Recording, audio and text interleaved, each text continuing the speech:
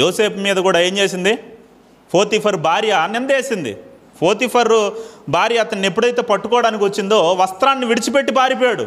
నా క్యారెక్టర్ పాడైపోకూడదు, దేవుని ఎదుట నా క్యారెక్టర్ సరిగా ఉండాలి, వస్త్రాలు పోయినా పర్వాలేదనేసి పారిపోతే యోసేపు పోతీఫర్ భార్య ఏం చేసిందంటే అతను నన్ను పాడు చేయడానికి వచ్చాడనేసి అతని మీద నింద మోపి చెరసాల్లో వేయించింది. కాబట్టి నిందలు మోపేది సాతాను, నేరాలు మోపేది సాతాను, చాడీలు చెప్పేది సాతాను. మనం అలాంటి వారుగా ఉండకూడదు. చాలామంది మనలో ఎలాంటి వాళ్ళుగా ఉంటారంటే ఎవరైనా మంచి చేశారనుకో ఆ మంచి చెప్పరు, మంచి చేసిన దాన్ని 10 మందికి చెప్పాలి. ఎవరైనా వాళ్ళ మంచి తెలిసిన దానికి ఎంతమందికి చెప్పాలమ్మా? 10 మందికి చెప్పాలి ఆ వ్యక్తి మంచోడని. కానీ అతనిలో ఏదైనా చెడు తెలిసిందనుకో ఏం చేయాలి? మనసులో పెట్టుకోవాలి, అతని కోసం ప్రార్థన చేయాలి. కానీ మనం ఎలా అంటే తెలుసా, రివర్స్ అన్నమాట. వాళ్ళ ఏదైనా చెడు తెలిసింది, వాడు 100 మంచి కార్యాలు చేసింటాడు, అవేవి చెప్పం.